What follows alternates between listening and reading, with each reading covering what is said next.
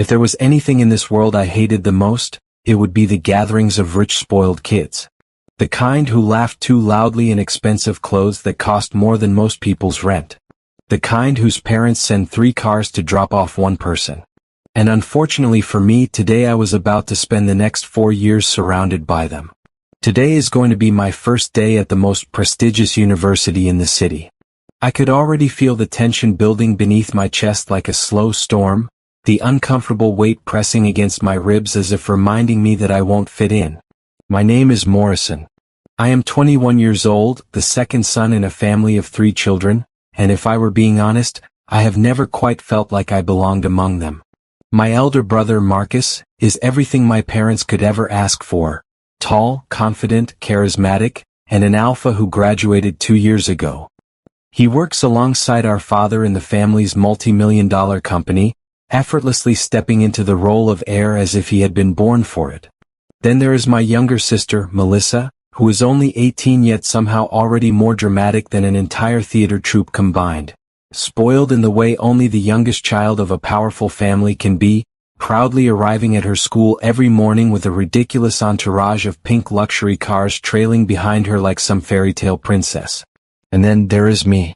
The quiet one. The strange middle child who never quite fits. My parents are unbelievably rich. The kind of rich people whisper about at business conferences and charity galas, the kind whose names appear in covers of magazines and financial reports, but that was never the part of my life that made things complicated. The complicated part is what I am. Because unlike my father and my elder brother, who are both powerful alphas, and unlike my sister who is an elegant omega that my mother proudly shows off to her social circles, I was born something no one in our family had ever expected. An enigma. Even now, the word still feels foreign when I think about it, heavy and unfamiliar, like a title that was accidentally handed to the wrong person. Sometimes I wonder why it had to be me. Why I had to be the different one. Why I couldn't have simply been an alpha like my father and Marcus, strong and confident and naturally respected, instead of something rare and unpredictable that even the specialists struggled to explain. Life would have been so much easier that way. This morning had been a perfect example of that difference. My mother had already arranged for 3 of our family's luxury cars to escort me to campus, complete with uniformed drivers and security staff, as if I were some important celebrity attending a red carpet event rather than a nervous student trying to start university quietly. I refused immediately. "I'll take a taxi," I said, adjusting my glasses while standing in the enormous marble hallway of our house. My father had looked up from his tablet, amusement dancing in his eyes as he leaned back against the polished dining chair. "A taxi?" he repeated with a soft chuckle. "Morrison, we own half the cars in this city. Why on earth would you take a taxi?" I shrugged, already used to that question. "It's because I don't want to be the talk of the school for 3 months. He laughed again, shaking his head slightly. "You really are different from your siblings," he said. "Marcus and Melissa would happily announce to the entire world how rich their father is." I forced a small smile, but deep down, the words only strengthened a thought that had lived quietly in the back of my mind for years. Sometimes it truly feels like I was born into the wrong family. Not because my parents are cruel, they are actually kind people, but because they have never quite understood me. And honestly, I'm not sure I understand myself either. Ever since I was a child, I have struggled with things most people seem to handle effortlessly. My eyesight has always been terrible, which is why I wear these thick glasses that make me look even more like the stereotypical awkward nerd people love to make fun of. I also have a habit of keeping to myself, avoiding crowds whenever possible, and when too many people start paying attention to me, my body reacts in the most embarrassing way imaginable. My hands begin to tremble. Sometimes my whole body shakes. It is an annoying mix of anxiety and nerves that I have never fully managed to control. Which is exactly why today terrifies me.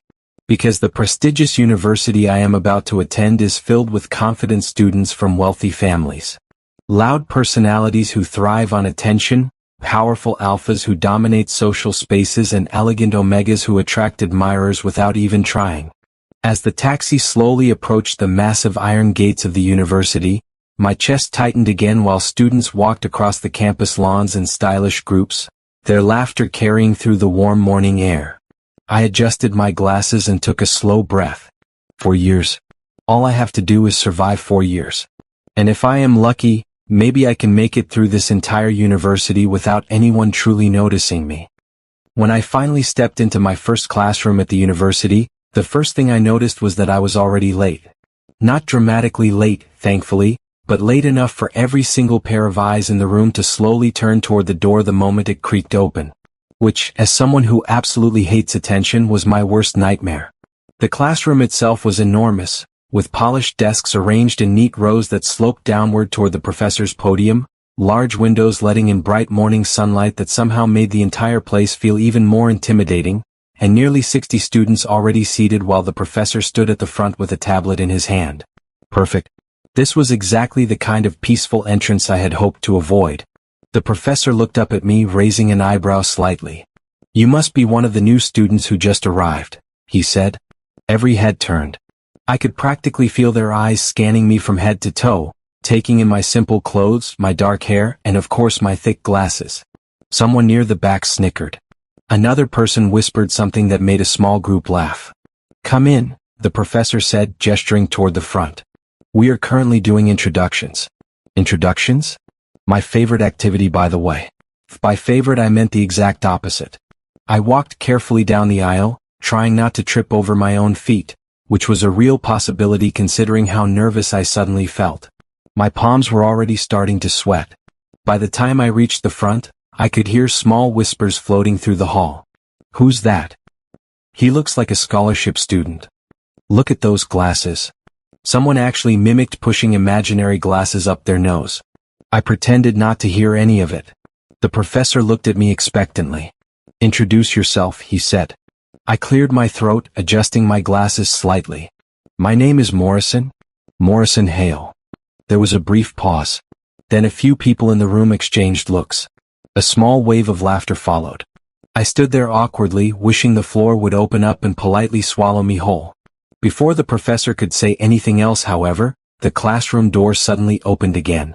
But this time the reaction was completely different. The moment the figure stepped inside, the entire room seemed to shift. Even the whispers stopped. I turned my head instinctively. And for a moment I genuinely forgot how breathing worked. A tall, extremely handsome guy walked in. There was honestly no better word for it. He was tall, easily over 6 feet, with broad shoulders and a confident stride that made it seem like the room itself belonged to him. His hair was styled perfectly in a slightly messy way that somehow still looked incredibly intentional. But it was his face that truly caught everyone's attention. Sharp jawline, straight nose, eyes that were calm and cold, like someone who had already decided the entire world bored him. He was ridiculously handsome. "Who is that?" a girl asked from behind me. "Oh my God, he's so handsome. Is he a model? Please tell me he's in this class." Even the professor looked mildly surprised. The boy didn't seem to care about any of it. Not the whispers. Not the stares. Not the obvious admiration floating through the room. His expression remained calm, distant, almost bored, as if everyone around him existed on a completely different level of importance. The professor cleared his throat. "You're late." The boy glanced at him briefly. "Yes." That was it. Just one word. No apology. No explanation.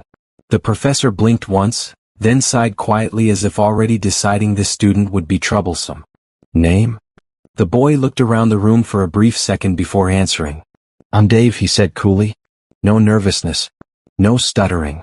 Just quiet confidence. He didn't even wait for permission before walking down the aisle and choosing a seat near the middle of the classroom. Naturally, the moment he sat down, half the students around him immediately started whispering again.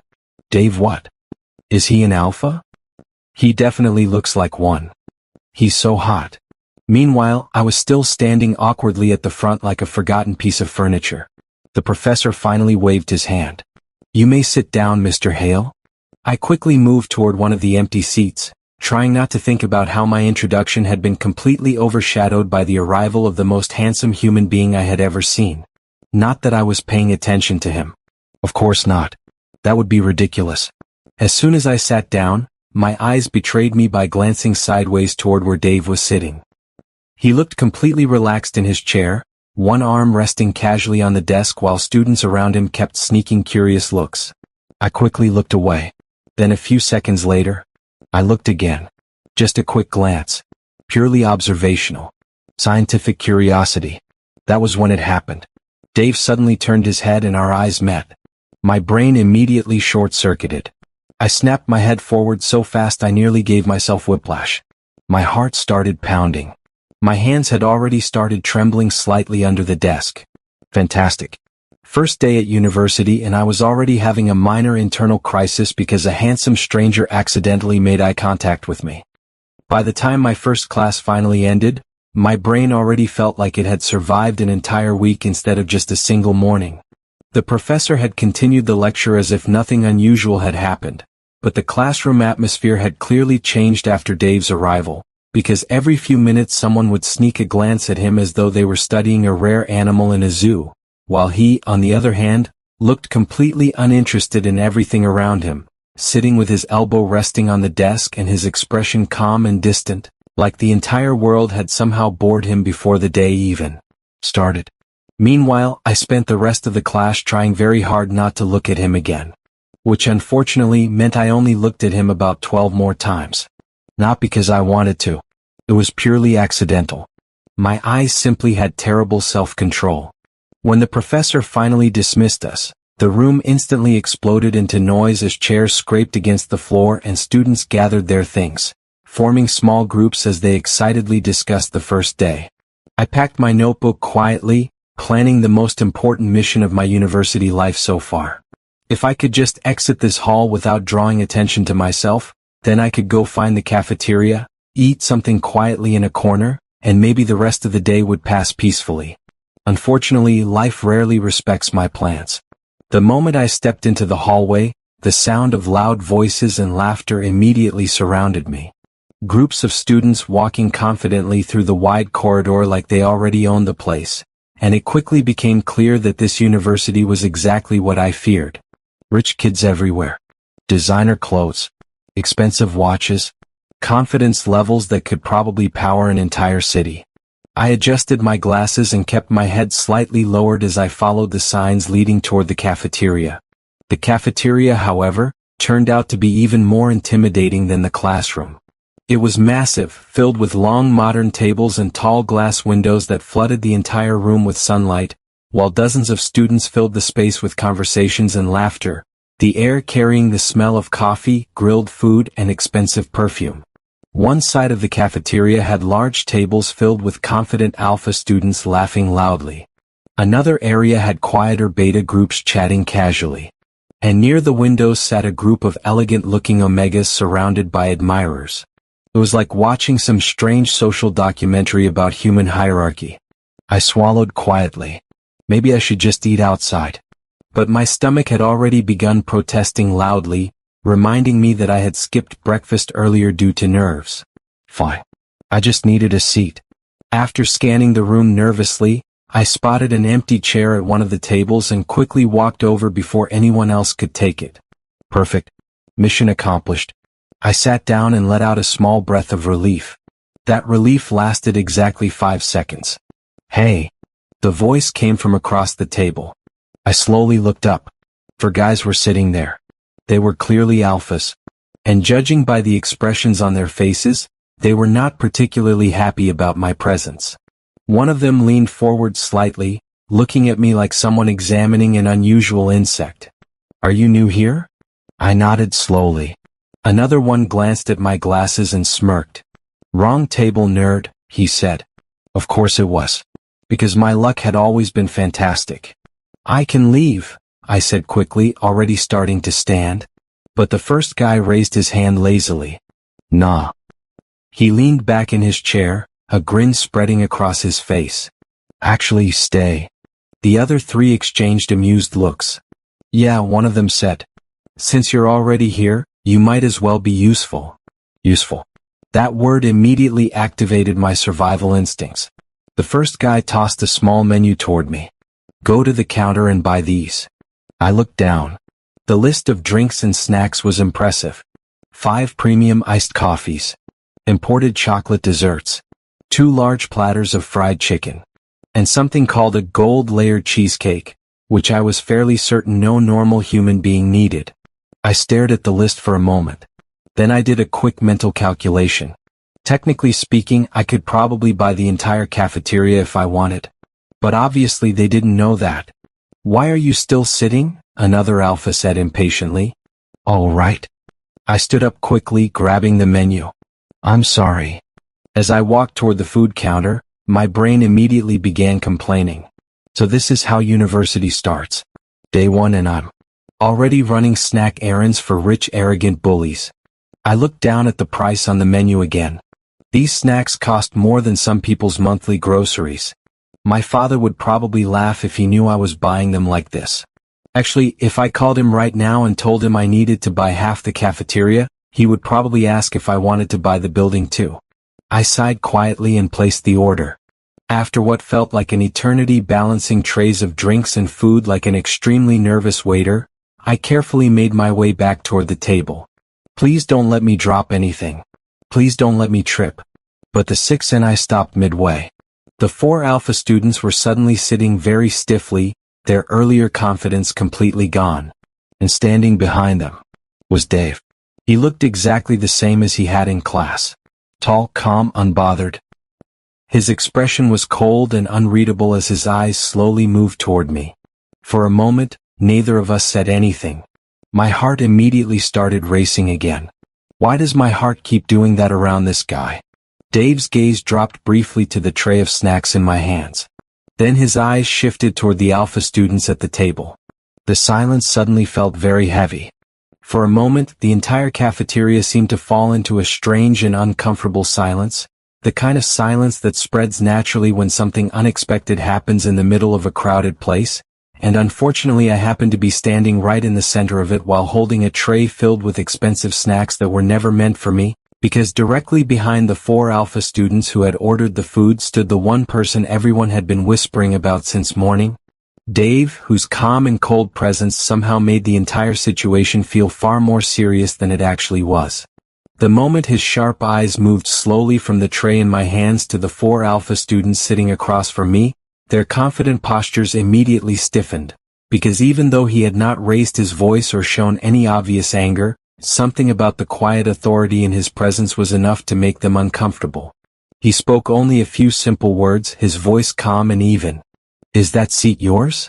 The question was directed at the 4 alpha students, and the moment it was asked they exchanged uneasy glances with one another, as if silently debating what answer would cause them the least amount of trouble, because the confidence they had shown earlier while ordering me around had completely disappeared. One of them attempted a casual laugh, leaning back slightly in his chair while replying, "Yeah, it's our table." Dave did not react to the answer immediately, instead his gaze shifted slowly toward me, and suddenly I became painfully aware that dozens of students around the cafeteria were watching us, which only made my hands tremble slightly as I struggled to keep the tray steady. He asked me another quiet question. "Did you sit here first?" My throat felt dry under the weight of everyone's attention, yet I still nodded. Yes, I did. That single confirmation seemed to be enough for him, because Dave simply turned his attention back toward the 4 alpha students and stated calmly, "Get up." There was no anger in his tone, no dramatic display of dominance, yet the simplicity of his words made the atmosphere around the table feel heavier, as though the conversation had already ended before anyone could argue. The group shifted awkwardly in the chairs. One of them scratched the back of his neck while forcing another laugh. "Come on, man," he said. "The nerd can literally sit anywhere else." Dave's eyes dropped briefly to the tray of snacks in my hands before returning to the group. "You sent him to buy your lunch." It was not phrased like a question. It sounded more like an observation. The alpha hesitated before answering. "Well, yeah." Dave then asked another simple question. "Did you pay for it?" I quietly answered before anyone else could speak. "I did." The silence that followed was thick and uncomfortable. Dave glanced at the tray again before speaking in the same calm tone. "If he paid for it, then why are you still sitting here?" That quiet statement was enough to end the situation entirely. The 4 alpha students looked at each other again before quickly pushing their chairs back, their earlier confidence completely gone as they awkwardly gathered their things. One of them muttered, "We were leaving anyway."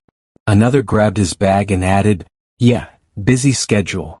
Within seconds they had disappeared into the crowd of students in the cafeteria, leaving behind an atmosphere filled with whispers as nearby tables began openly staring in our direction. Meanwhile, I was still standing beside the table holding the tray like a very confused waiter who had accidentally wandered into someone else's drama. Dave pulled out a chair and sat down calmly across from the seat I had taken earlier, as if none of this had been unusual, and after a moment he looked up at me and said simply, "You're going to stand there forever?" "Oh, right," I said quickly, realizing how awkward I must look. I placed the tray on the table and carefully sat down across from him, trying my best not to look at the many students around us who were clearly staring. For a moment the space between us was quiet, the normal noise of the cafeteria slowly returning as Dave glanced at the tray of food in front of us. "That's a lot of snacks," he said. "They ordered it," I replied awkwardly. "You still bought it." I adjusted my glasses slightly, feeling embarrassed. "They asked me to." Dave studied me for a moment before asking a very direct question. "Why did you do it?" I hesitated, searching for an answer that didn't make me sound completely pathetic. "I just didn't want to cause trouble," I admitted quietly. "You were already in trouble," he pointed out calmly. "That's true." He watched me silently for a few seconds longer before making a blunt observation. "You're strange." I nearly choked on my own breath. "Thank you." "I didn't mean it as a compliment," he replied without changing his expression. "Oh, that was unfortunate." I reached for one of the iced coffees on the tray just to give my hand something to do. "Do you want one?" I asked awkwardly. "You paid for them." "There are 5, I said nervously. Dave reached forward and picked up one of the drinks. For a short while the table fell quiet again, but I could still hear the whispers from other students around us. "Why is Dave sitting with that guy?" I tried to ignore the attention, but then Dave's expression shifted slightly as his eyes narrowed in thought. He leaned back a little in his chair. "You smell strange." My heart instantly skipped a beat. "Strange?" I repeated. "Yeah," he said calmly. My brain immediately began panicking. Maybe he noticed my Enigma scent. Maybe he didn't. "Maybe it's my detergent," I blurted quickly. Dave raised an eyebrow slightly. "What detergent?" "Laundry detergent." He stared at me for another moment, but the thoughtful look in his eyes suggested he wasn't completely convinced. At that point the growing attention from other students was becoming too much for my nerves, so I decided it would be better to leave before the situation became even more uncomfortable. "I should go," I said as I stood up. "You're leaving already?" Dave asked. "I have another class." That was technically true eventually. I picked up the tray carefully and turned to leave, but my nerves had clearly not improved, because the moment I took a step forward my foot caught the leg of the chair beside me. The tray tilted. The drinks began sliding toward the edge. Oh no! Before the disaster could happen, Dave moved quickly. His hand reached forward and caught the tray with steady ease, balancing everything before a single drink could fall, and he calmly placed it back on the table like the entire rescue had been effortless. He looked at me and said simply, "You're really clumsy." My face immediately burned with embarrassment. "Sorry." Dave continued watching me for another moment, his eyes thoughtful again. Then he asked a quiet question that instantly froze my entire body. "What's your secondary gender?" The moment Dave asked that question, my entire brain immediately switched into emergency survival mode, because there were very few questions in the world more dangerous for someone like me, and unfortunately the calm way he was looking at me made it clear that he genuinely expected an answer. "I'm an alpha," I said quickly. The lie came out so fast that even I was surprised by it. Dave didn't react immediately. Instead, he simply stared at me for a few seconds longer than was comfortable, his eyes narrowing slightly as if he was mentally comparing my answer with whatever strange scent he thought he had noticed earlier. "An alpha," he repeated calmly. "Yes," I replied, adjusting my glasses in the most confident way my nervous body could manage, which unfortunately was not very convincing. His gaze lingered on me for another moment, clearly unconvinced, but before he could ask anything else my survival instincts decided that this conversation had already lasted far too long. "Well, I really should go now," I said quickly while grabbing the tray again. Dave leaned back slightly in his chair. Running away? I'm not running, I said nervously. He almost looked amused for half a second. But I didn't stay long enough to analyze it. I hurried out of the cafeteria before he could ask another dangerous question. My heart was still beating faster than normal as I walked across the campus while trying to convince myself that the day was finally calming down. Which, in hindsight, was a very optimistic thought. By the time afternoon classes ended, the sky had already begun shifting into the soft colors of early evening, and while most students gathered in groups to chat or head toward the dormitories, I quietly made my way toward the main road hoping to get a taxi as quickly as possible. Walking alone was something I had grown used to. No friends, no dramatic social life. Just me, my thoughts, and occasionally my terrible eyesight. I was halfway down the quiet road beside the campus when I suddenly heard footsteps behind me. I slowly turned around. The 4 Alpha students from the cafeteria were standing a short distance behind me, their earlier embarrassment clearly replaced with irritation. One of them cracked his knuckles. You've got some nerve. My brain immediately began calculating escape routes. Unfortunately, my legs were never famous for their athletic abilities. Still, survival instincts kicked in. I ran. In reality, it probably looked more like a very stressed penguin trying to escape a bad situation. Get him, the taller one yelled. That was the moment I realized that running from 4 athletic Alpha students had been an extremely unrealistic plan. They caught up to me in seconds. One of them grabbed my shoulder and spun me around roughly. The next thing I knew, a fist collided with my face. Pain exploded across my cheek as my glasses tilted sideways. Who do you think you are? The Alpha shouted angrily. Embarrassing us in front of everyone.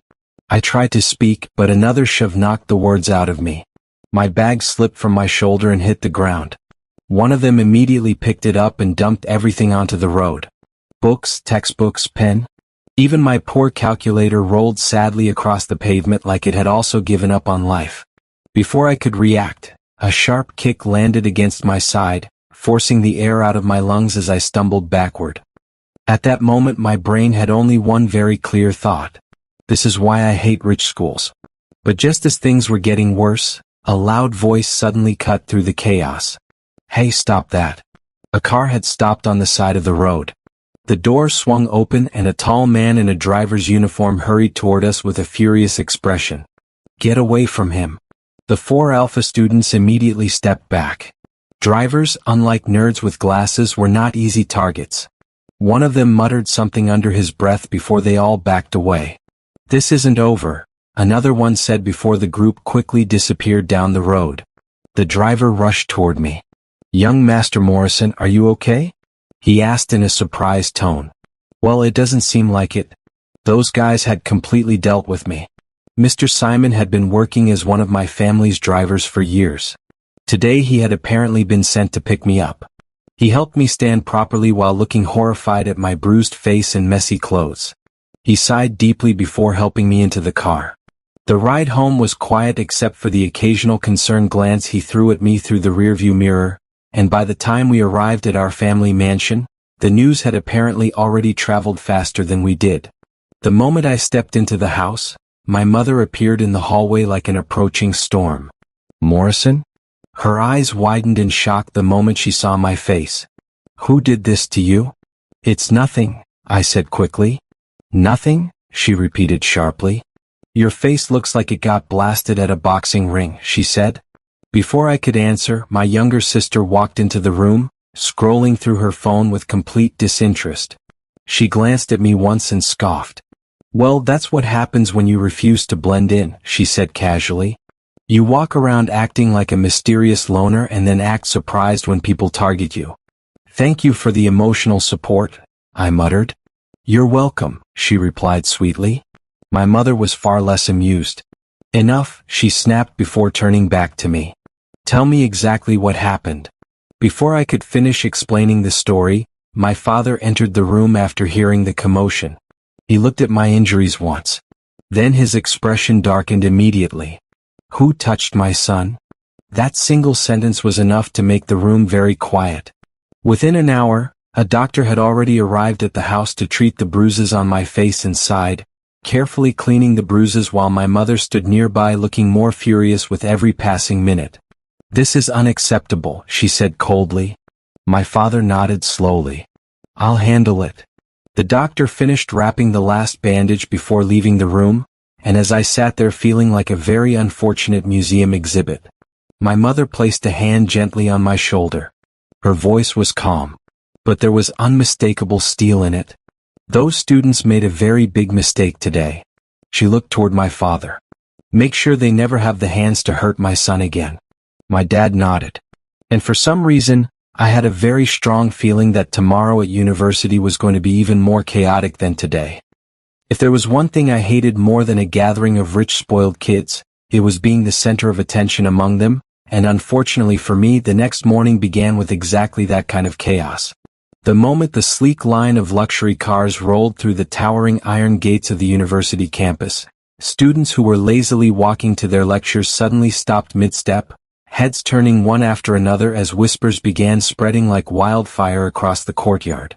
I stepped out of the car slowly, adjusting the strap of my bag over my shoulder while trying my best to look like I wasn't part of whatever spectacle was unfolding behind me. But the moment my father stepped out of the limousine beside me, the murmurs grew louder. "That's him, that's Mr. Hale. The Hale Group CEO? The richest businessman in the city?" I inwardly groaned because of course they knew him, everyone knew him, and this was exactly why I had begged him not to come to the school. My father, however, looked completely unbothered by the growing crowd as he adjusted his suit jacket and gave me a calm glance before saying quietly, "Go to class, Morrison." I nodded quickly, eager to escape the staring eyes of the entire campus, and hurried toward the main building while behind me administrators were already rushing outside, deans whispering among themselves as if the president had just arrived instead of a concerned father.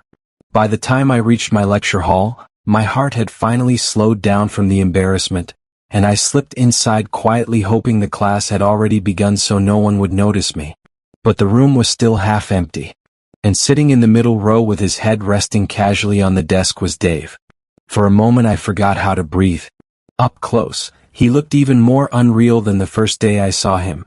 His hair was neatly styled, long lashes resting against his cheeks as he slept peacefully, and I found myself slowly stepping closer without even realizing it. My eyes traced the sharp line of his jaw and the calm expression on his face. While most people probably thought Dave was handsome, there was something about him that felt softer to me. He is beautiful. Yes, that was the word. I stared a little longer than I probably should have, completely absorbed in observing him like some kind of rare artwork in a museum. Suddenly his eyes snapped open. I jolted backward so fast my bag almost slid off my shoulder. Dave blinked lazily before slowly lifting his head, his gaze settling on my face as if he had been expecting me to be there all along. Then he frowned slightly. "What happened to your face?" he asked, his voice calm but curious, his eyes moving over the faint bruise near my cheek. He tilted his head slightly before adding, "Did you sign up for a WWE contest or something?" I scoffed immediately, trying to look offended even though my heart was beating like a malfunctioning drum set. "It's nothing," I muttered, adjusting my glasses. "Just some bullies on the road yesterday." Dave's eyes narrowed slightly. "Bullies?" he repeated slowly. I shrugged quickly. "It's already sorted out." That was technically true. My father had shown up with half the city's authority behind him. Before Dave could say anything else, a sudden commotion erupted outside the lecture hall, loud footsteps echoing down the corridor along with the buzzing voices of dozens of curious students. The door suddenly opened, and my father walked in. Behind him trailed an entire crowd of students, lecturers, and even a few confused-looking staff members who seemed unsure whether they were supposed to stop him or escort him like a VIP guest. The entire lecture hall went silent instantly. My father's sharp gaze scanned the room briefly before landing on me, and although his expression softened slightly, his voice when he spoke was firm enough to command the attention of everyone present. "Good day, students," he said like some high school professor. His eyes swept across the hall slowly. "I know you all know my son by now," he said calmly. "My son Morrison Hale is very precious to me." The room was so quiet that someone dropping a pen could have sounded like a gunshot.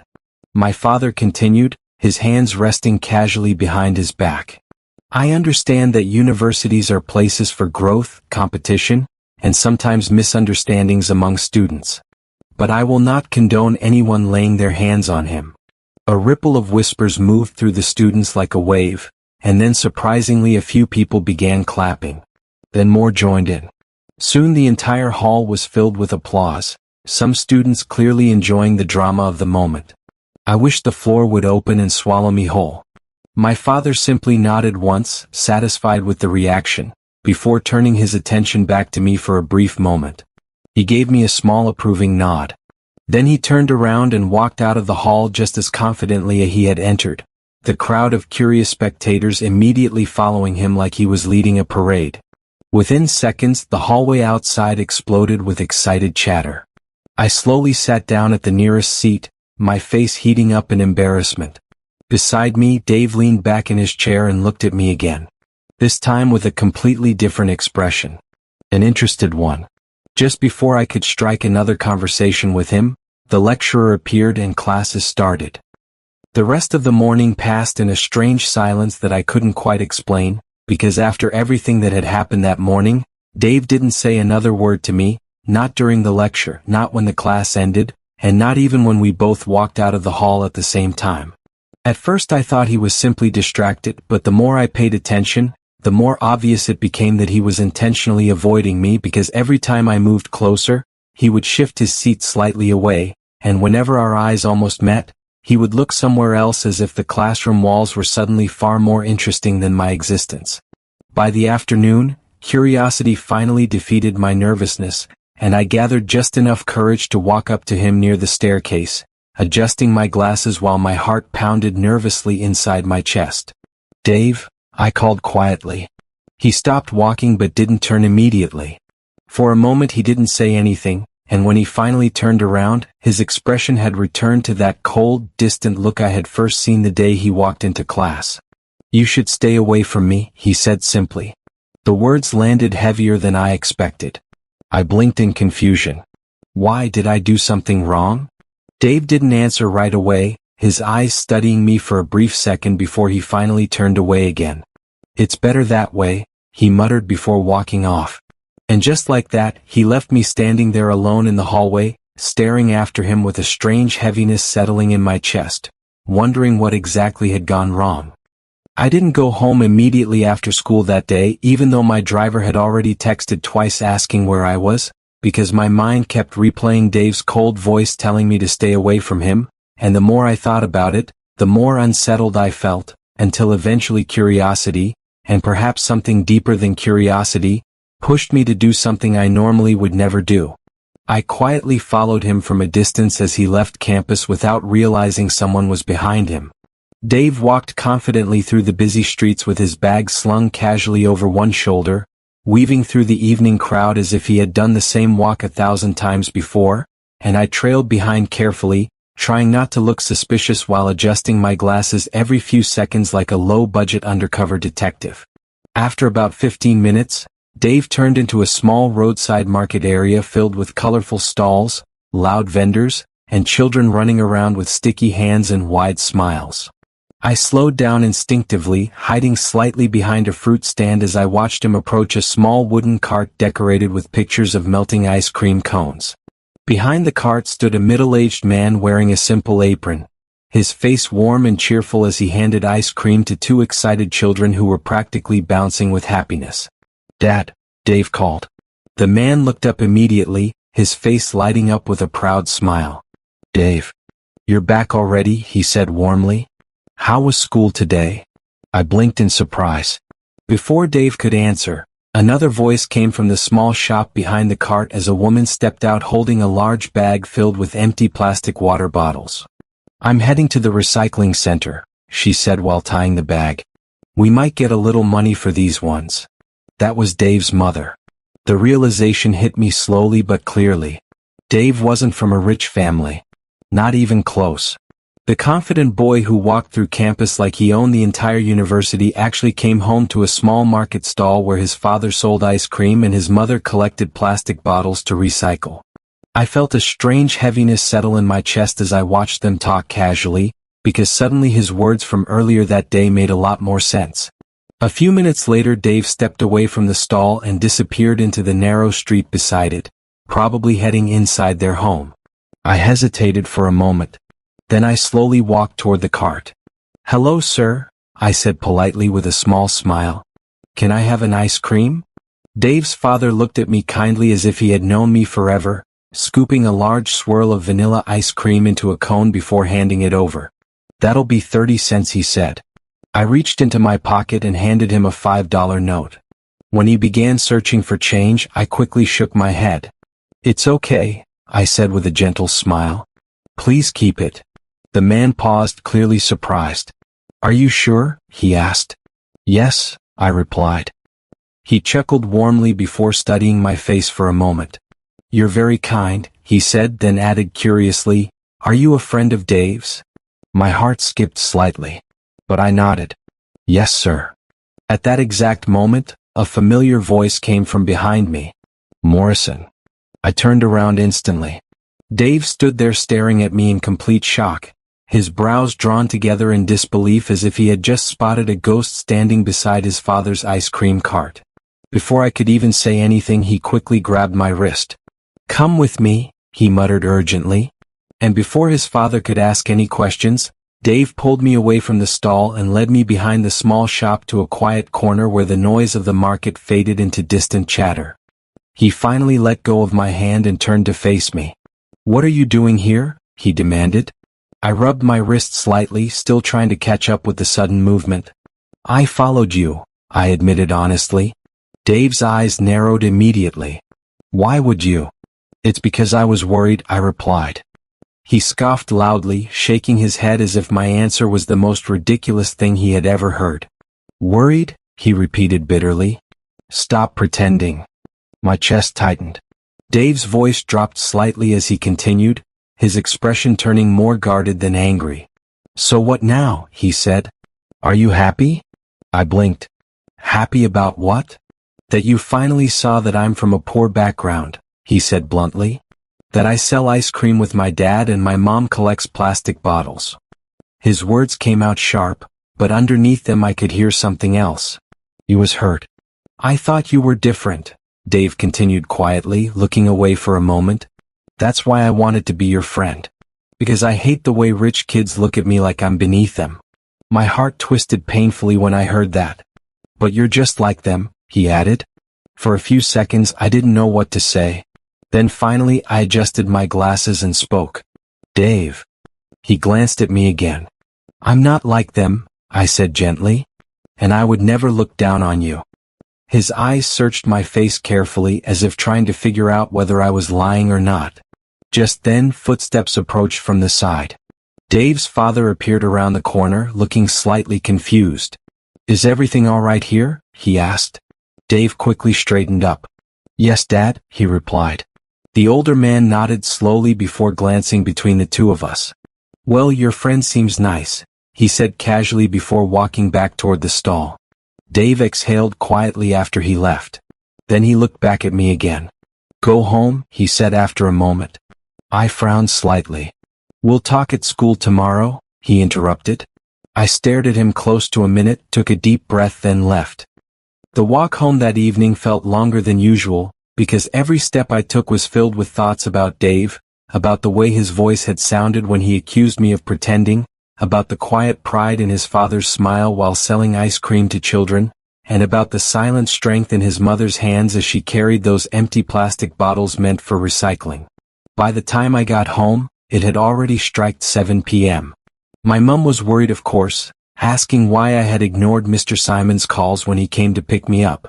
But even I wasn't ready to explain things to her. I finally sat on the edge of my bed, staring blankly at the wall. Then I realized something very clearly. I was going to help Dave. No matter what. The next morning I arrived at school earlier than usual, something that surprised even myself because I was normally the kind of person who slipped quietly into class right before the lecture began. But that day, I found myself sitting in the lecture hall long before most students had arrived, my eyes drifting toward the door every few seconds as if I were waiting for something important. When Dave finally walked in, My heart immediately jumped in a way that made absolutely no sense. He looked the same as always, calm and confident, his bag resting over one shoulder as he walked to his seat. And although he didn't immediately notice me staring at him like an excited puppy that had just spotted its owner after a long day, I still felt strangely relieved just seeing him there. The lecture that followed felt longer than an entire century. I barely heard anything the professor said because my brain was too busy rehearsing what I wanted to say to Dave once the class ended. And when the professor finally dismissed us, I wasted no time walking over to him before my courage could disappear. "Dave," I said. He turned to look at me, his expression neutral but not cold like the day before. "Please come with me, we need to talk," I added quickly. A few minutes later we were sitting together at the campus cafeteria, and I had already bought 2 trays of food before Dave could even protest. He looked down at the plate in front of him before glancing back at me. "You don't have to do this," he said quietly. "I know," I replied immediately. "But I want to." Dave studied my face carefully. "I'm not buying you lunch because I'm looking down on you," I added quickly, pushing the tray slightly closer to him. "I just care about you, and I don't want to lose our friendship before it even begins." For a moment Dave didn't say anything. Then he slowly picked up the fork. After a few bites he looked up at me again.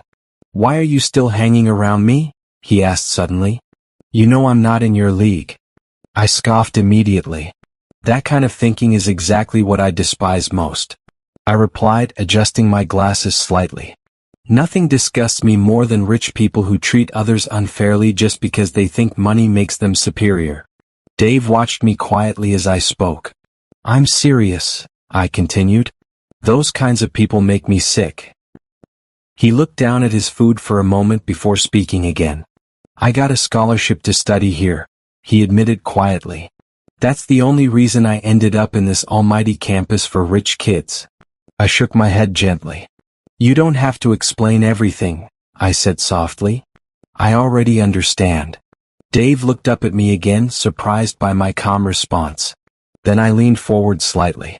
"Dave," I said, "if I wanted to help you, would you accept it?" His eyebrows furrowed immediately. "What do you mean?" I hesitated briefly before answering. "I'm going to talk to my dad about your parents," I said. Dave blinked in confusion. "My dad owns several companies," I continued carefully. "It wouldn't be hard for him to give them better jobs. Something more stable, something that pays more." Dave stared at me as if he had just heard something unbelievable. "My dad won't refuse me," I added quietly. It would actually be the first time in my life I've ever asked him for anything important. For a moment Dave didn't move. Then his eyes suddenly became glossy. He quickly looked down, clearly trying to hide it. But it was too late. Emotion cracked through the strong walls he had built around himself. I gently reached across the table and held his fingers in my hands, giving them a soft, reassuring pat. "You don't have to carry everything alone," I said quietly. "I promise to make things better for you so you won't feel sad and gloomy anymore." Dave looked at me with a sad expression and said, "Thank you, Morrison. You are really kind." I walked into campus the next morning with an excitement that I could barely contain, because for the first time since everything began between Dave and I was carrying something that would finally make him smile without hesitation. The moment I spotted him near the lecture hall adjusting the strap of his bag like he always did, I hurried toward him with a grin that was probably too obvious to hide. "Dave," I called. He turned immediately. He noticed the unusual excitement on my face. "I have good news," I said, trying to calm myself before blurting everything out at once. Dave raised an eyebrow slightly. "What kind of good news?" I pushed my glasses up the bridge of my nose before answering. "My dad approved it," I said. For a moment he simply stared at me, clearly trying to process what I meant, and when realization finally hit him, his eyes widened slightly. "You mean it worked out?" "Yes, it did." I nodded quickly. "He said your parents can start working in one of his other companies, but he wants to meet them first for proper introductions." For the first time since I had met Dave, the strong, guarded expression on his face completely melted away. His eyes brightened instantly. "Are you serious?" he asked. "I wouldn't joke about something like that," I replied. Dave let out a breath that sounded like weeks of tension leaving his body all at once. Morrison, he said quietly. Thank you. And although Dave was never the overly emotional type, the sincerity in his voice was enough to tell me just how much this meant to him. Weeks passed after that, and somewhere between classes, late conversations, and endless teasing, our friendship slowly grew stronger in ways I had never experienced before, because Dave was no longer just the handsome guy who had stepped in to save me from bullies. He had become the person I wanted to see every day. One afternoon, I dragged him into the biggest clothing store in the city despite his protests. Morrison, this place looks expensive, he whispered while looking around nervously. But I am expensive, I replied casually while pulling a jacket off a rack. Before he could argue again, I had already piled several outfits into his arms. Try these, I insisted. After nearly an hour of arguing, laughing, and Dave threatening to run out of the store if I didn't stop, we eventually walked out carrying more shopping bags than 2 college students realistically needed. Later that evening, when we both wore the new clothes, something about the transformation made people turn their heads wherever we walked, because Dave's natural charm combined with the luxurious outfit made him look like someone who had just stepped out of a magazine cover. I took off my glasses for just that split second, finally looking less like a nervous bookworm and more like someone who actually belonged beside him. You are very handsome, Dave said. In that moment, a sudden wave of emotion swirled through me and I blushed like a kid who had been told that his outfit was the best. Dave stared at me longer than I expected and I could see it clearly in his eyes. He actually likes me. That night I took him to the private studio apartment I had rented inside campus, a quiet space I often used whenever I wanted to escape the noise of the main dormitories. After ordering drinks and snacks, we sat comfortably on the couch watching a movie while the soft glow of the television filled the room. Dave laughed loudly at one of the scenes while taking another sip of his drink. But I had stopped paying attention to the movie entirely, because I was staring at him for far too long. Eventually Dave noticed. What? He asked. I hesitated. Then I spoke. Dave. I know it might sound a bit too early, but actually, I love you. The words hung quietly in the air between us. And I don't mean it as a joke, I added softly. I really want something serious with you, and I have a secret to tell you, I said calmly. His gaze shifted back to me. What secret? He asked curiously. Dave. I'm not an alpha but an enigma, I said, tightening my fists, hoping to get punched by him or something. But to my surprise, Dave didn't look shocked. Not even a little. Instead he leaned back against the couch and sighed softly before saying, Took you long enough. I blinked in confusion. You're not surprised? Dave shook his head. I knew from the beginning, he said calmly. You're an enigma. My eyes widened slightly. You knew? Of course, he replied.